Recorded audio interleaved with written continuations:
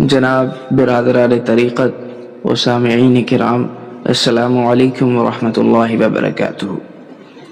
آپ تمام لوگ جو بھی اس پیغام کو سن رہے ہیں وہ کثرت سے عبادتوں میں مشغول رہیں، اللہ کو راضی کرنے کی کوشش کریں۔ اللہ آپ سبوں سے راضی ہو، آمین یا رب العالمین، اور ہم اس رات کا بھرپور فائدہ اٹھا پائیں۔ اللہ تعالی ہمیں توفیق عطا فرمائے کہ اس رات کو ہم اللہ کو راضی کر سکیں۔ شب برات کی بہت ساری فضیلتیں ہیں۔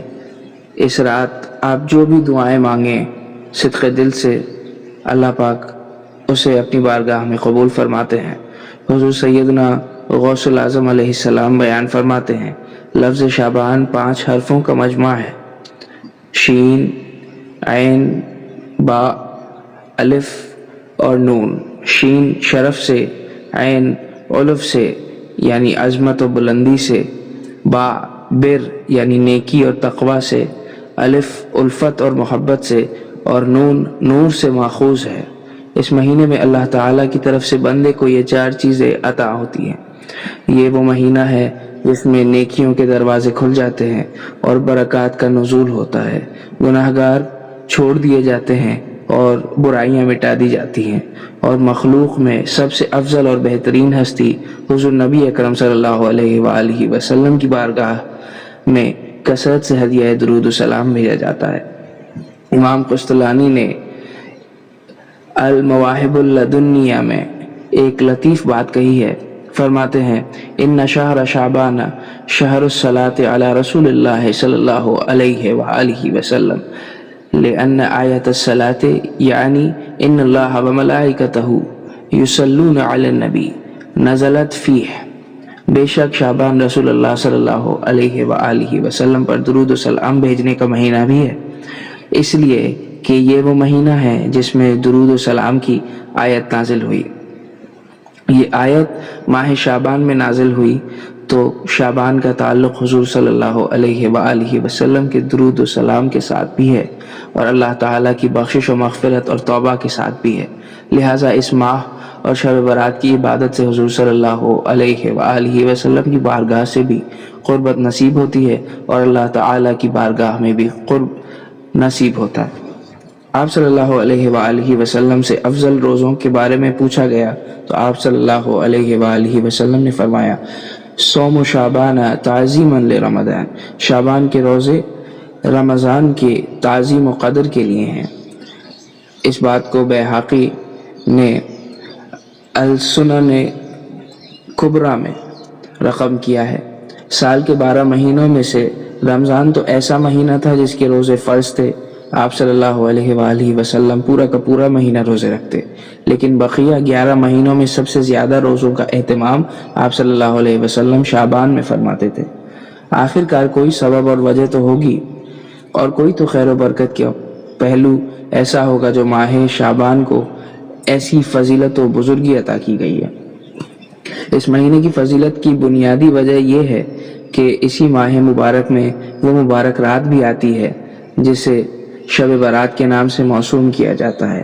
امام بیہقی شعب الایمان میں حضرت عائشہ صدیقہ رضی اللہ تعالی عنہا سے روایت بیان کرتے ہیں کہ حضور نبی اکرم صلی اللہ علیہ وآلہ وسلم نے فرمایا، اتانی جبریل فقال هذه الليلة ليلة النصف من شعبان والله فيها اتقاء من النار بعدد شعور غنم کلب۔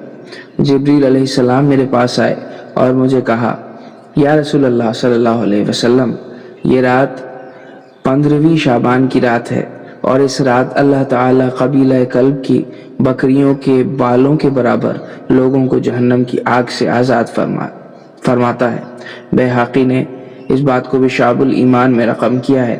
حضرت امام علی ابن ابی طالب علیہ السلام سے روایت ہے کہ رسول اللہ صلی اللہ علیہ وسلم نے فرمایا، جب شعبان کی 15ویں رات ہو تو اس رات کو قیام کرو اور اس کے دن میں روزہ رکھو، کیونکہ اللہ تعالیٰ اس رات سورج غروب ہوتے ہی اپنی شان کے لائق آسمان دنیا کی طرف متوجہ ہو جاتا ہے اور فرماتا ہے کیا کوئی مجھ سے مغفرت طلب کرنے والا نہیں کہ میں اس کی مغفرت کروں؟